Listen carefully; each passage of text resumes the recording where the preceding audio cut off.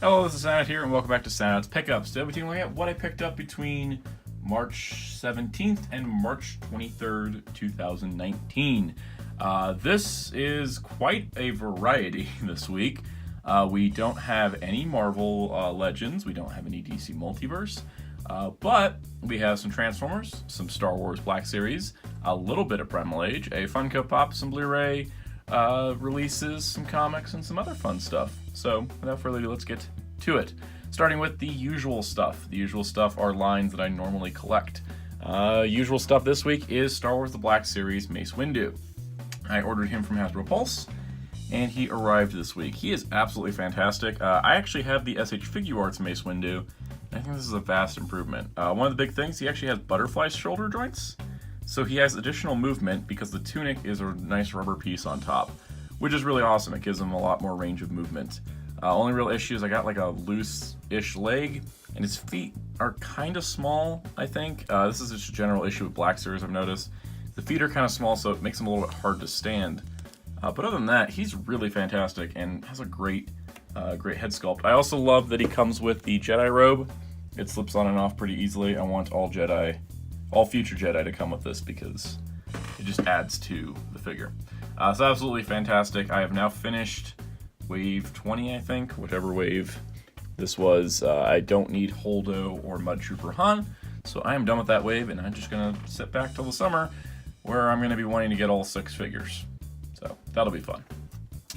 Moving on to another classic line, we have Transformers Siege. The Transformers War for Cybertron Siege line has been pumping itself out to stores, just like Studio Series is, very quickly. I already found Soundwave. I don't know what has happened lately, but Hasbro or somebody has figured out Transformers distribution, at least at Target and Walmart, because wow, things are pumping out fast. Like, I found Cogman the day that the pre-orders went up.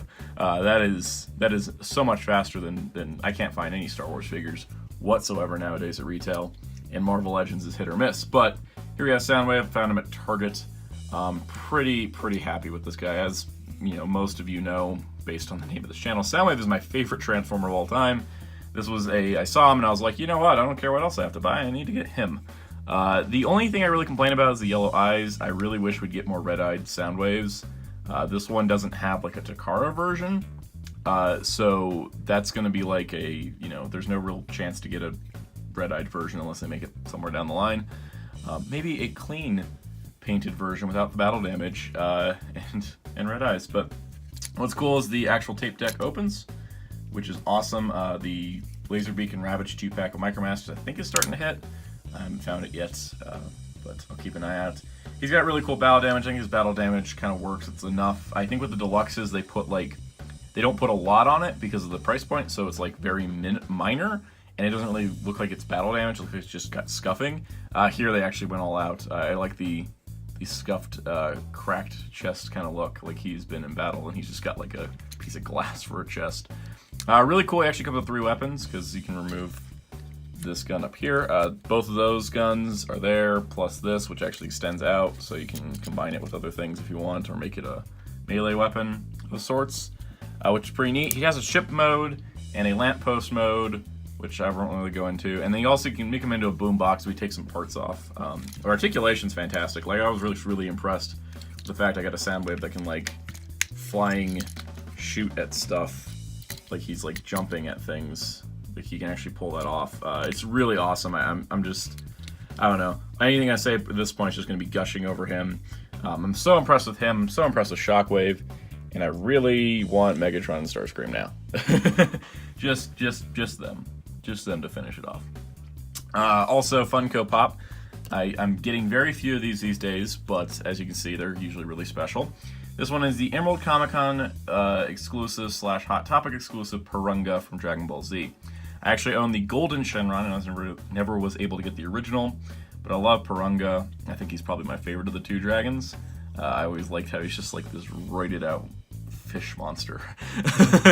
He's really cool. And they got him in the great pose with the OK for the granting the wish. Same base as Shenron, I think, with the Dragon Balls, which is really cool.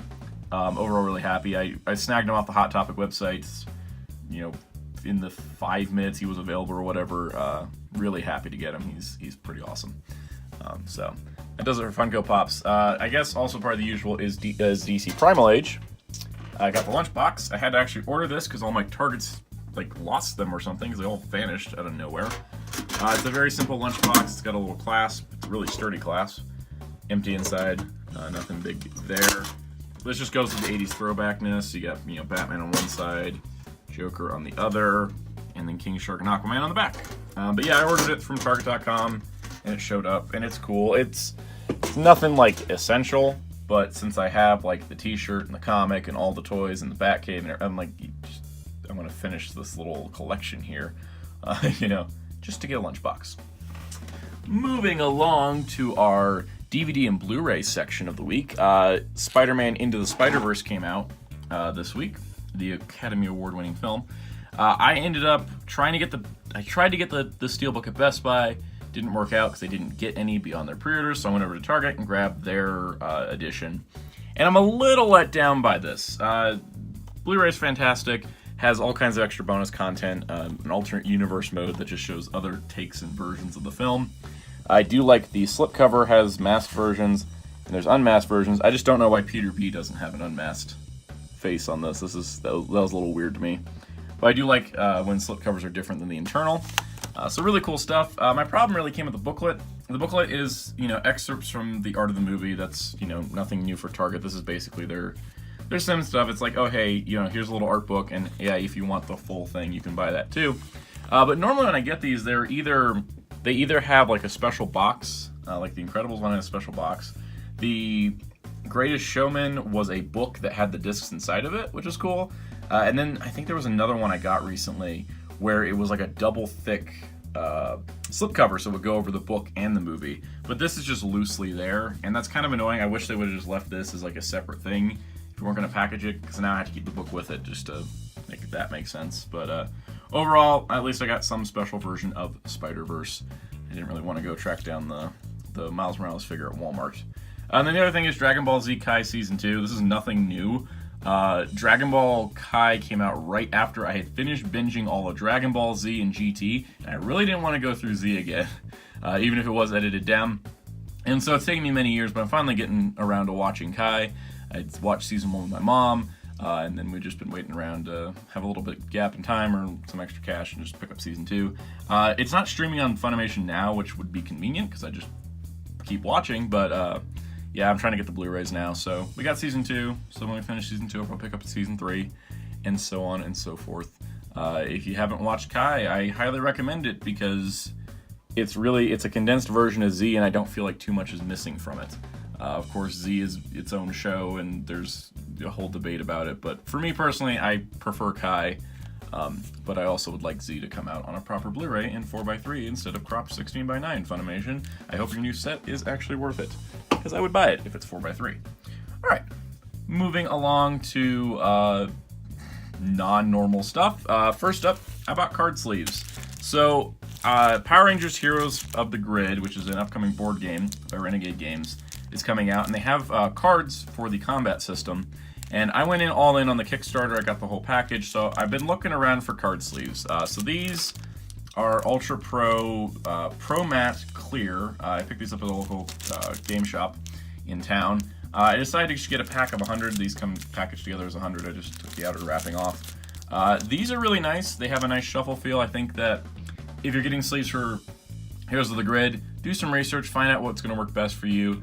I recommend matte sleeves because they shuffle better than glossy sleeves. They won't stick together that way, and you do a lot of shuffling in Heroes of the Grid. So I decided just to try out Pro Mattes. I'm happy with these. I'm probably going to pick up some more clears, and I do want to get some colored ones for the Ranger cards. And then also I went to another game shop, which specializes in board games, and I found tarot card sleeves. Now these are for the character and Zord cards in the game, which are a 70 by 120 millimeter. That's what was listed on the website. So hopefully these work. Otherwise, I'll find something for them. These are nice, steady, heavy-duty fantasy flight supply. If you have game shops in town and you are getting Power Rangers Heroes of the Grid, and you want to get, if you want to get card sleeves for the board game, I'd recommend shopping local. You can ask the shop owners, people working there.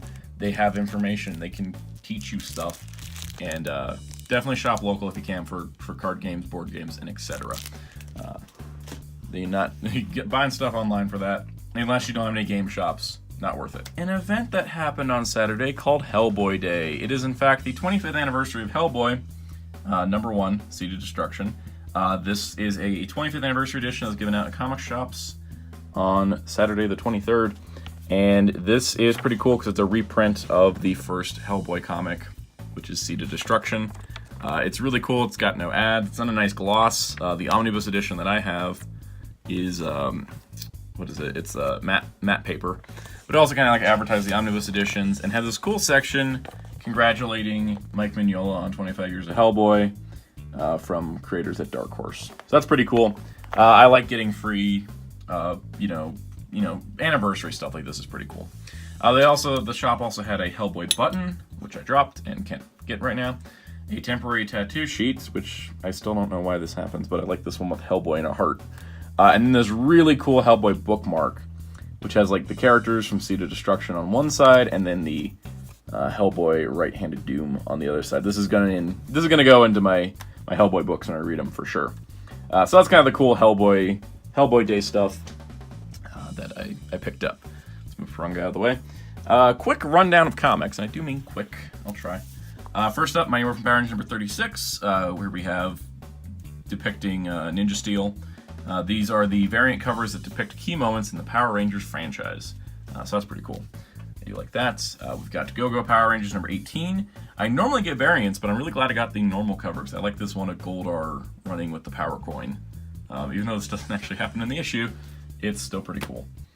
We got Adventures of Super Sons number 8 of 12. Fun stuff. Amazing Spider-Man's doing a storyline with Kraven the Hunter called Hunted, which is pretty neat. Kraven's like tracking down all the animal-themed supervillains to send them after Spider-Man. So we got 16. Then we have 16.HU, which luckily the creators just admitted to making up numbers just to add extra issues in, because basically you can read 16, 17, 18, 19, 20, 21 and get the whole story. But if you get 16, 17, 18, 19, 20.HU, you get interludes about the villains. So this one's about Black Cat, which is pretty cool. But a Greg Land cover is not cool. I don't like Greg Land covers. All right, 17, just normal 17. Domino has ended and Domino Hot Shots has started. No break in release schedule, just straight into a new one. Gail Simone's still writing, and now Domino has a team of women mercenaries who are all awesome and cool stuff inside. It's not a miniseries as far as I know. I think it's an ongoing, but we'll see how long the ongoing lasts.